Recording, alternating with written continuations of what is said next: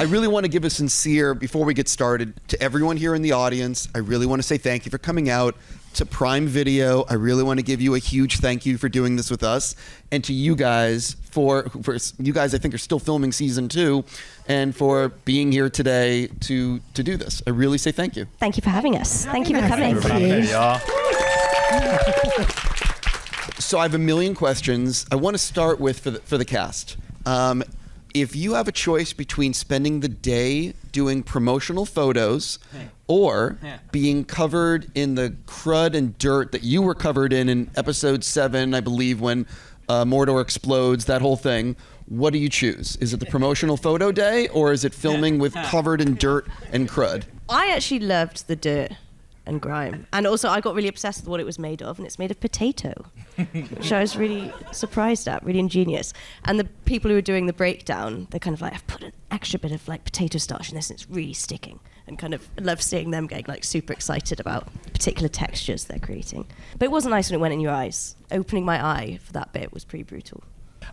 Without it, there's no promotional photos to take. So I mean, I think what's so special about our show is that even that is full of artistry. Like even the way when we're full covered in mud and all those things is just completely to the detail, to the last detail. So for us as actors, and I know that we all feel the same way, inhabiting these characters in a show that is so fully, people are obsessed over making it real and having Tolkien come through life, but also make it a 2020, 2022, 2023, 2024 for new audiences. It is an honor to even be covered in mud.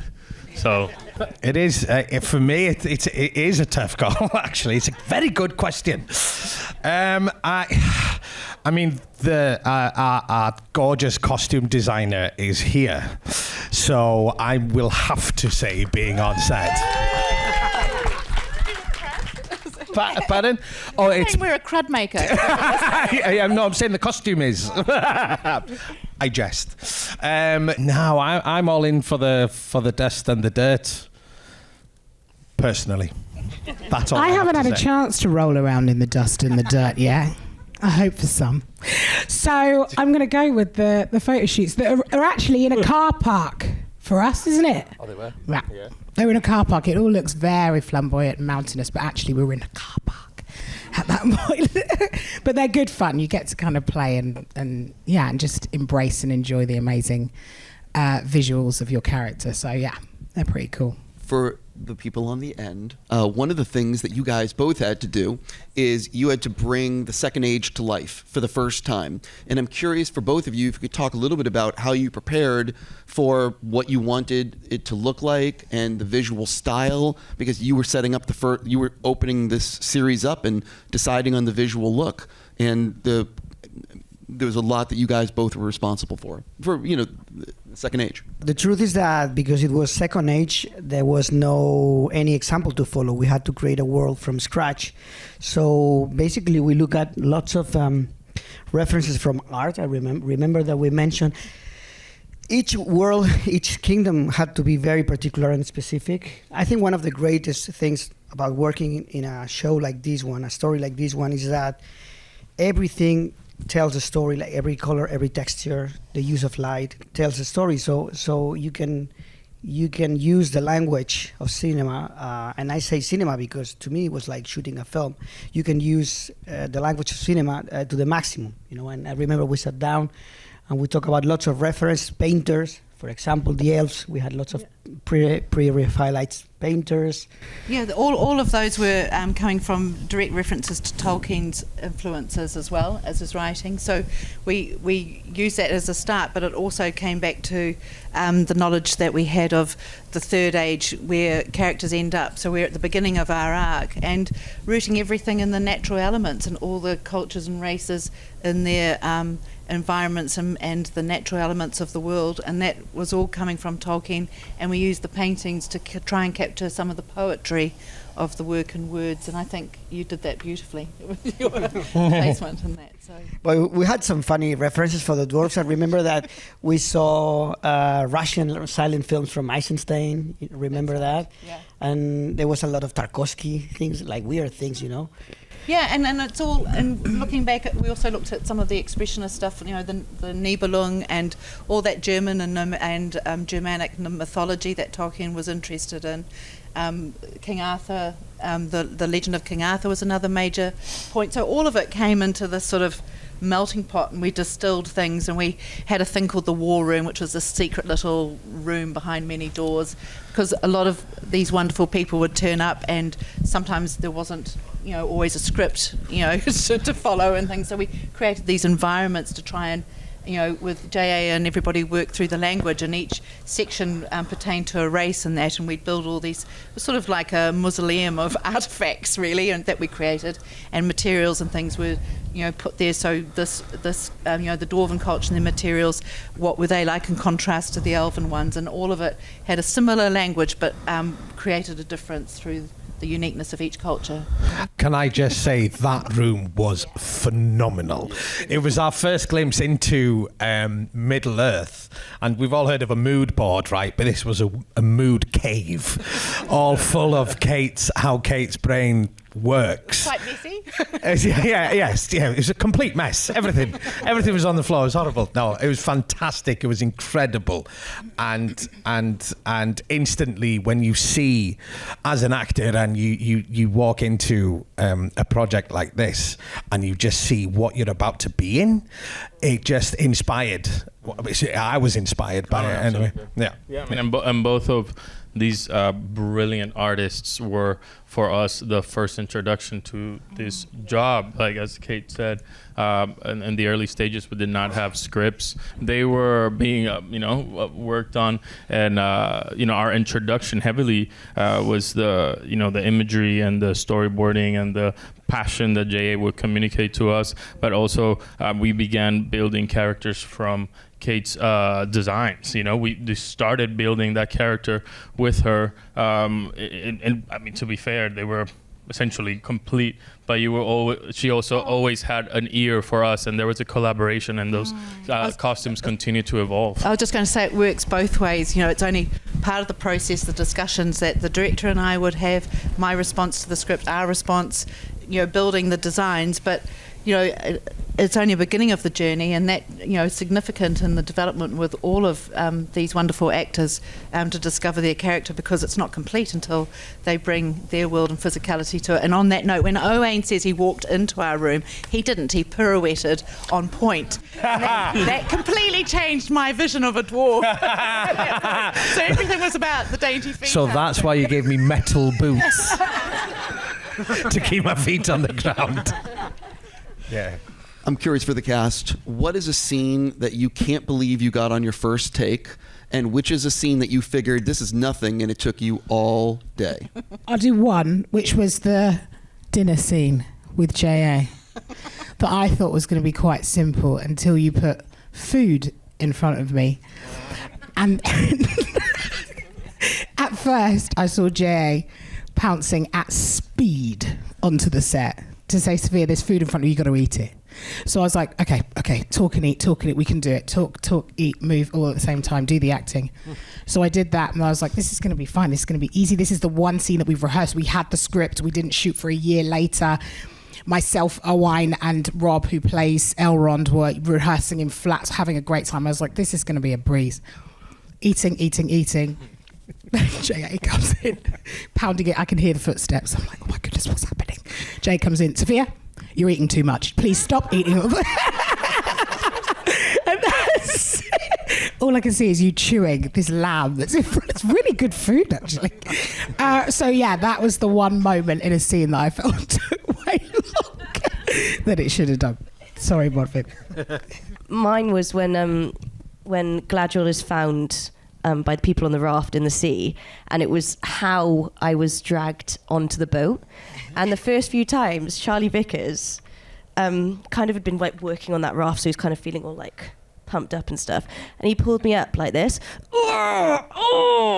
like like, as if it was the hardest thing ever. And I was just like, Charlie, I'm meant to be an elf. I'm meant to be really light and like a little feather. And so there was like lots of it was kind of elf-wise. I think you'd find the same. It was like, how do you make it look elfy? And you'd have to kind of watch it back and see, like, oh, I didn't know how human that was, but it definitely is. Just the angle of everything. And we really had JA really gave us like so much time to kind of explore this, and that was really invaluable. Mine is also on that vein of elvenness. I think one that I was very surprised that we got in one take is that did everybody watch the entire show? Yes. On the spot. So in episode 3, when I jump and break that canopy situation, that's the take, like the one that we did, and that took months of preparing, but the resets are so intense and also I'm like super perfectionist, and you have to have 1,000 considerations in the air and whatnot. So that was it. I thought that was gonna take forever, but then the one in that I thought was going to be more of a breeze was the scene by the well, episode 1. I think you guys watched that, because I have been auditioning with versions of that scene for almost 2 years. So I was like, I got this in the pocket. But the aspect of elvenness, how to evoke those feelings through the structure of that being, of being essentially eternal, not being human, a being that feels differently, that has all this curiosity, that love and romance or romantic love is coming from a completely different place, and still keep it stoic and distilled and elven. That was a challenge, and still at the end I didn't know what I'd done, and I felt that it had been terrible and whatnot. But yeah, that challenge was through the season, how to live through the elven being. Period. Yeah. I know that the rock breaking competition took a while because we had like 50, 60 essays there. That I hadn't realised that I would have to have shouted at Elrond and at the dwarves and slam down on the rocks so much. That took longer than I thought it would, but I'm so happy that it took that time because it looked incredible. And there was scale used to fit into that as well. Yeah, this is it. There are many scenes that you think, it's just a two-hander, it's just me and Elrond, it's going to be easy. That was a mistake.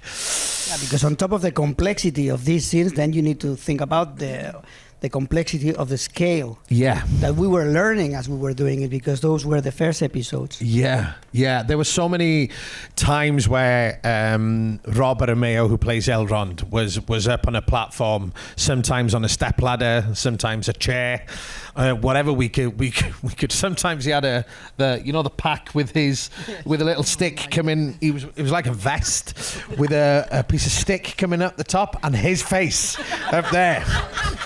So you can imagine between takes, Rob's walking around kind of forgetting that he's got this jacket on. It's like he's promoting himself. Like, so, hey, I'm Rob. That was an interesting version that we had to do. Kind of had to act with the promotional Rob. But yeah, those scenes took a while because when it then came onto Rob's take, I would have to be down on the floor, so I would either be on the knees or... I remember one in particular where I was on a stool that had wheels, and because my character walks around in the scene, Rob's eyeline needed to move around as well, but I couldn't take human steps, my steps, they had to be dwarven steps, and therefore the movement was shorter, so I was just kind of trying to... just trying to slide around on this. That took longer than expected as well. Fine. This is a question for everyone. Everyone in this room, to be here on a Saturday and to be watching this, they're a fan.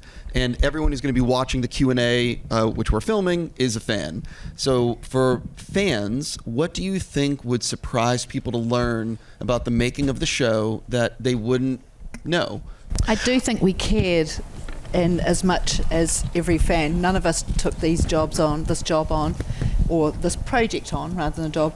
We're all passionate about the material, and we've all had opportunities to see it and read the books, and I think we all invested that, and we were always thinking of that as part of the process, but also trying to find the language that worked for the age that we were in. And I think it was always behind everything we did, the due diligence of bringing in, within costumes we tried to bring in echoes of things, artifacts from Gondolin and in the Dwarven world. We tried to bring everything we could to keep making, bringing depth to the storytelling and things that we weren't always possible to show. So I think we cared. It was the biggest thing hanging over us in many ways, Yeah, I mean, there are so many details on set, on the costumes, and on little artifacts that have so much detail, and they are, what do they call them? Easter eggs? Yes. Mm-hmm. Yeah. There's like loads of eggs in there that haven't even probably hit the screen yet. But there's just lots of stuff like that. The one thing I will say, and it is negative, it's the comfort of wearing a beard.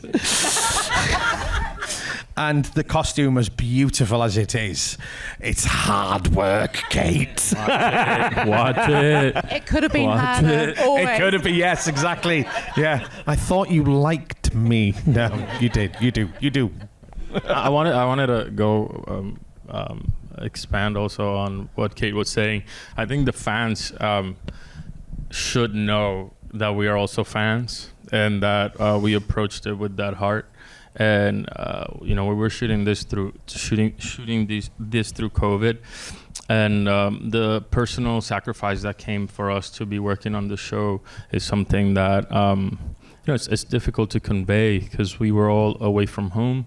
We were all essentially locked in an island for almost 2 years, and this was our life, and we made it our lives. And on set, rehearsal, but also our off days, we would meet, we would talk about it. There were Zoom groups made out of our own accord, or other cast members' accord, because I was always kind of lost, to talk about Tolkien, and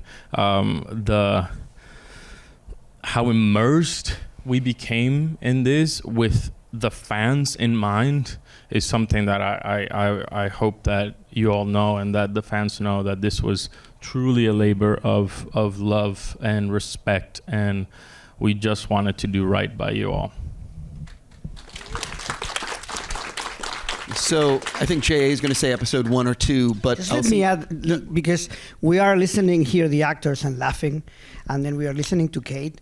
Not laughing, but it's fascinating to listen to you. And as a director, you have the feeling that you have everything, because you have the humanity here, and then you have all the knowledge and the talent of the costume. So it was very easy to be on set and to be working. And you need to imagine the level of challenge that we had in recreate the Second Age for the first time on the screen. But being surrounded by these guys here and this woman here made my work a lot easier. I'm curious for everyone, 8-episode first season, which was your favorite episode and why? That's why I said I think Jay is going to pick 1 or 2, but I think mine is the first episode, and I think for so many reasons, but I feel that when I first watched that, even though I was there on these sets that were so beautiful and I was wearing these costumes that I knew were stunning, actually watching what we made, nothing will compare to actually that first episode where I got to see that.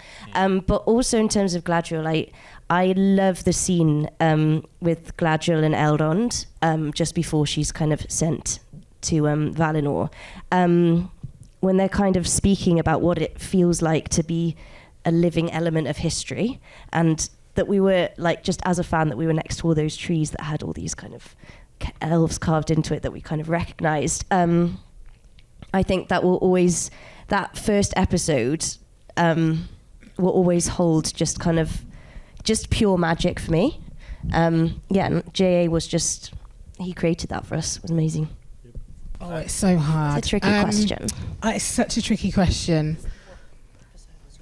Which one was the favourite? I think it's going to have to be Ep 2 because it was the beginning. It was, as I said, that scene that we did had been played for a year by myself, Rob and Owain in a flat. That hug between Disa and Elrond was crafted in a hotel room on a dining room chair while Owain was cooking us chicken sandwiches. And he was like, wait, right, I'll get up on this chair so that we can really see how it... That's my bad northern accent. So that we can really see how this hug's going to go. And it was hilarious. And it made it in the show because it came from such an authentic place of our friendship and our hilarity and our just playing. And I guess that episode... for me, and particularly for us, was the beginning. It was the genesis of the dwarves as we see them now, and actually I think the first time that obviously we've ever seen them in this way, so alive, so kind of present, and with so much depth. And that was our foot in. That was our, okay, here we go. Here are the dwarves. Here is Khazad-dûm awake. For the first time, and I think the beginning of that, and of course to be led by this genius of a man, for me was unforgettable. It was also my major kind of like TV debut. I'd done theatre my whole entire life, so to step onto a screen of which I kept on walking on by accident before they said action, because in the theatre world, you know, if there's silence, you get on. There's a problem. You just walk on and do something. And so I think there's a few moments of silence. So I just kept boldly walking on. And Rob was like, you have to wait for action. I was like, great. On it. So I think it was like my biggest learning. It was kind of where Disa really got to kind of flex her muscles and say, okay, I'm here. I've arrived. And so I'll never forget that. Also, genius bit of costuming of the dwarven children in that. Oh, love them. That came from practical need. Stopping them from crash bang walloping was like, come here. That scene when you're like, don't I can't please, because I was like, they're going to bump into each other. But no, they were great. They were very cool. I think I knocked one out. I think I did. Yeah, and it stayed in because I lifted him up and he hit his head. Well, he hit his helmet into the lampshade. Yeah. And that was a mistake. Yeah. Just didn't know how tall I was. I think my favourite is, I'll second that episode. Ooh, I've got two. Can I say two? Sure. Okay, so 2 and 7 are my favourites because 2 is the establisher for us, for our world, and the first time working with J.A. And as I got to do everything, I got to be intimidating, I got to be a leader, a prince, a hero rock breaker, an eater, a belcher, a husband, a friend, loving husband. And then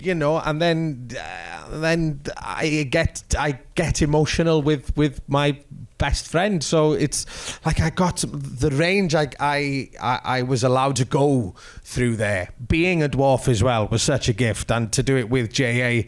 playing "We Will Rock You" music over the in the scene was great. But 7, I hold quite close to my heart because it's the payoff really, or the heartache of the entire season for the dwarves, and so shooting that and exploring that and kind of getting into the depths of it, and then looking back and watching it back and all the work that everyone had created, that's a favourite as well. So I'm choosing 2 and 7. As long as you're not saying episodes 1 through 8, you know what I mean. I mean, I loved every episode, especially the ones where I have more screen time. So those are my favorites. And he's not lying. He's not lying. Absolutely not. I mean, don't you love that though? Because I love the episode where I'm there for 30 seconds, said no actor ever. Yeah. But we worked with fantastic directors. With each director had just magic and just passion. But as I'm hearing things. The responses, and it's not just because J.A. is here, but we all had different stories of how we came to the show. I had this long audition process, and within the process I had, several rejections to the role, and I kept fighting to be in the show and kind of not obsessed, but very committed and determined to be in the show for what it represented, that I'm sure you all know. I mean, the first elf of color and all these things, and the big representation aspect of it all. Thank you.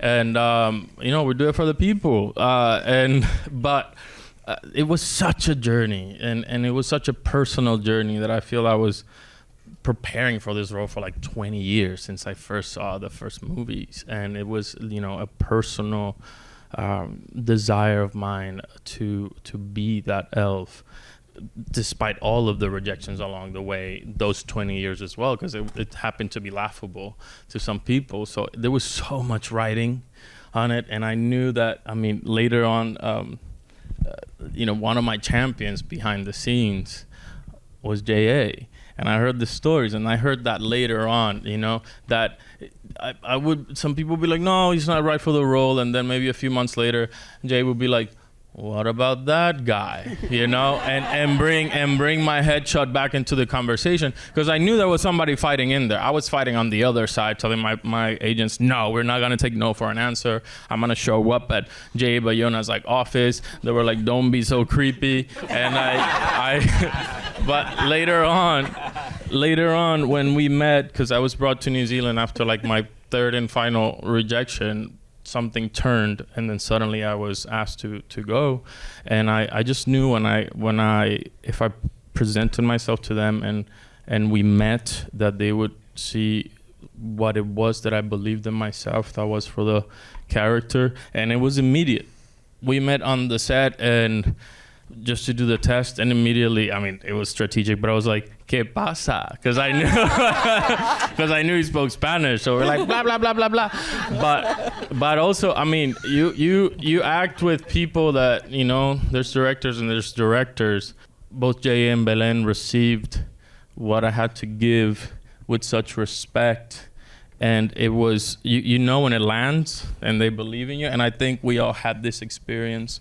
That you feel respected, you feel seen, you feel grounded, you feel that there is that belief in you and in all your story and all your history, and that's how I felt in that audition.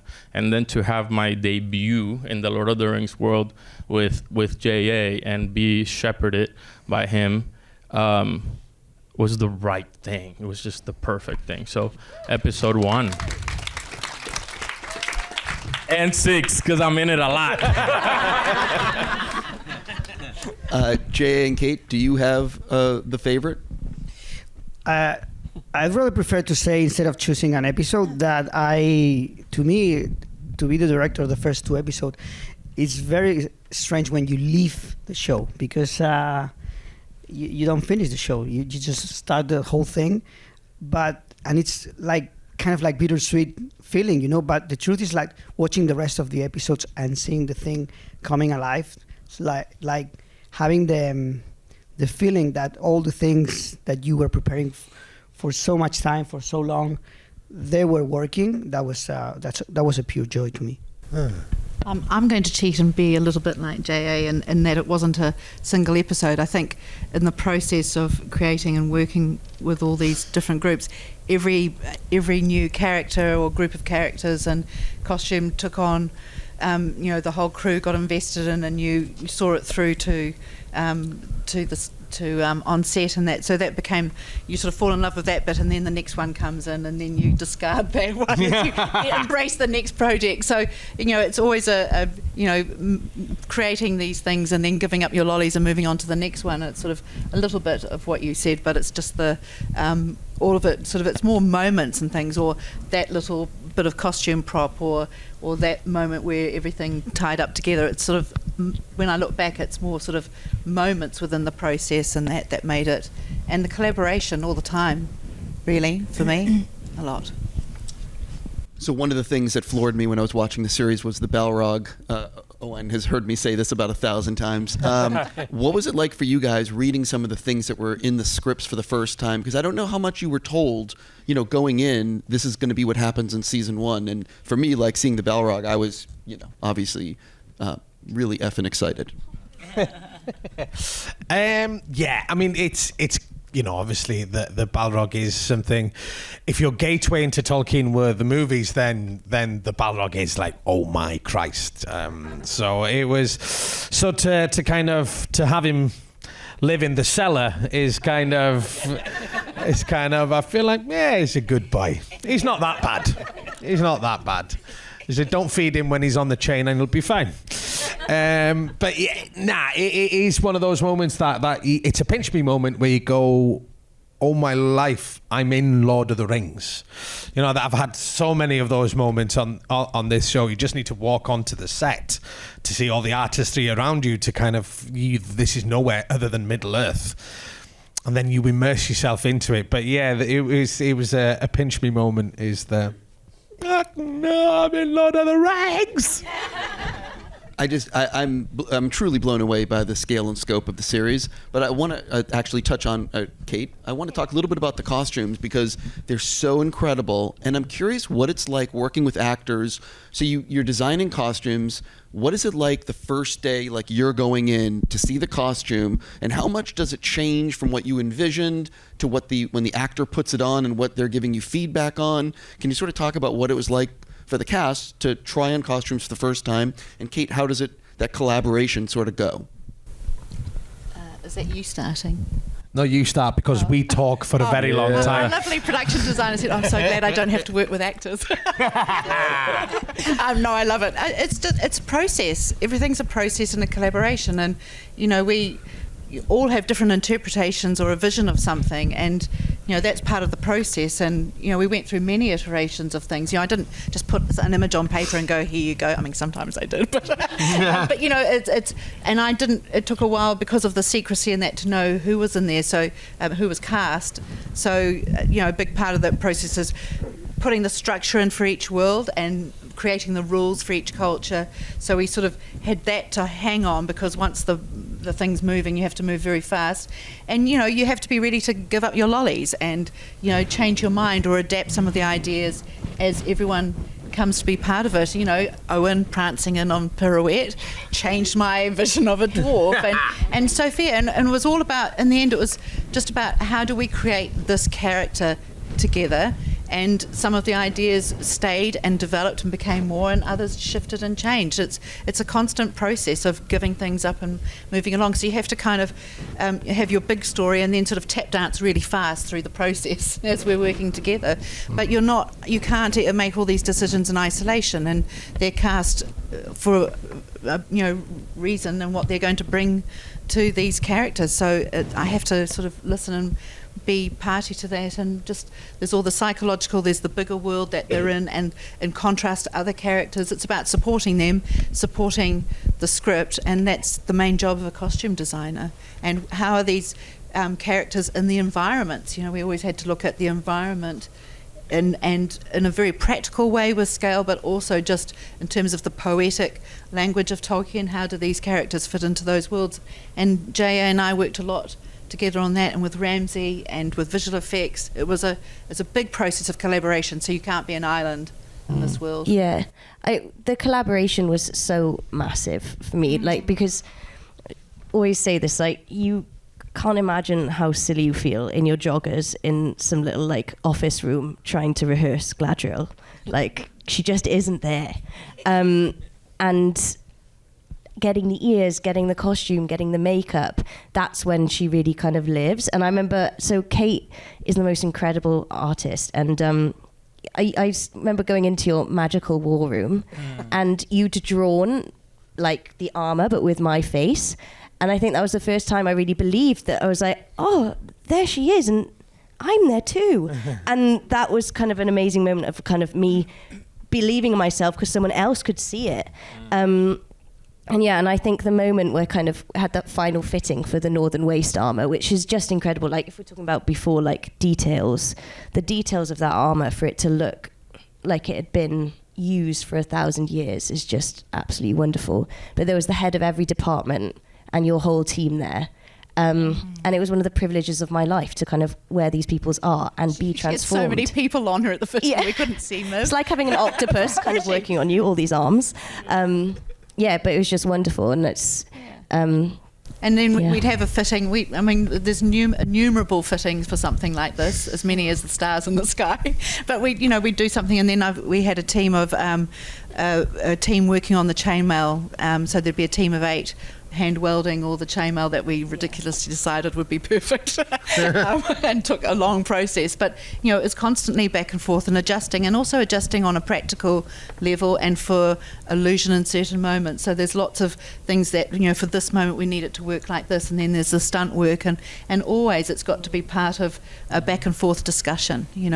Talking about change in what you did, Kate Hawley. I remember working on Disa. How Disa's costume came alive with the brilliant Kate was there was actually a draft. Do you remember? For months there was a draft of Disa, and it was quite everything was very covered, and it was gorgeous, and it was wonderful. And I remember we went away, COVID, we had a lockdown in New Zealand, so everything shut down for a little bit.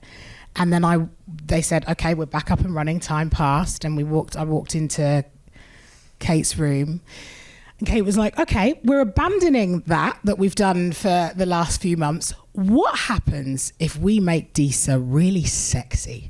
Why are we hiding her? Why are we hiding your skin? Why are we hiding your body and your vivaciousness? If we have so much stone, why can we not make her water? That kind of moves across that stone. Of all the characters, I think she's really kind of showing her confidence in her skin, which for me, not being a smaller woman, as we've seen in these kind of iconic roles before, it was just, I couldn't believe it. I couldn't believe that somebody saw her beauty in that way. And thus Disa was born with like a massive slit up her leg, golden eyes to embark on her magic and her gift. And it all started from something that was really covered, that was abandoned, and just said, we must celebrate her, and we must celebrate what isn't ordinarily celebrated in such a princess. So yeah, and it was came back beautiful. to a sort of classical world. Again, it was actually discovering that within the world of what Tolkien was looking at classical references, Nibelung, all of that world. It was all sitting there. It wasn't like we were imposing a modern take on that, but also, seeing her as Durin sees her, and the love that they, there's such a wonderful relationship, and feeling the earthiness of Disa's character in that. It felt important to do that. And I think when you're dealing with scale and the idea of a dwarf, we had been through processes before with fat suits and God knows what, and covering everything up, and in a practical way we couldn't do that with dwarves on the timelines that we have. We couldn't have endless prosthetics and that, so it was sort of distilling it round in a different way and playing with the language in a different way that led to that. So sometimes the practical solution can also become a creative one, and vice versa. So there's a constant play all the time, and you always have to sort of change the way that you're doing it, and some answers that worked came out of that process. Yeah. So. Is it obvious that we love them? Like, one thing. I mean, you asked like how it felt when we first saw ourselves in costume. I mean, all over the storyline that I've given you guys about the process, that was so special. After, and again, we had the process of fitting and stuff like that, and I was a little that's slightly difficult. You have a lot of ideas. I was like, no, I don't like this, and this doesn't move, and she said, just trust what it is, you know, just trust what it is, what it's made of, what it feels like. And I started to give into that costume that actually like informed me so much. But when I first saw myself in costume, I just had this massive, improbably large single tear that just like boom. But it's what Morfydd said. It's like you've arrived. You had lots of bits of cardboard attached to you at the beginning, though, so the process being a little less believable. Yeah, but it was great, and she said she was sitting on the couch and kind of paint you. You know, what if you drape this here? On the couch. Okay, No. Moved around. But you guys had this gallery, you know, like it was like a gallery, and she would just be like, what if we drape this here? What if we drape that there? What if we take this out? And just like in real life, kind of painting and sculpting you, and it was just brilliant. And one of my favorite parts that I think is in Quenya, right, that says, and for the fans, like little trivia, my arm brace, thank you so much. My arm, it says, "May your arrows always sing," and that was something that you just came up with and like kind of it was from text, you know, it was from the world. Yeah, but it was a nice moment to use. Yeah, but it was something that you just had it there, and it was like, this is just so you know, and it was like so special because internally that really impacted me. Yep. I love you, Kate. It was really hard to dress him. Really hard to dress him.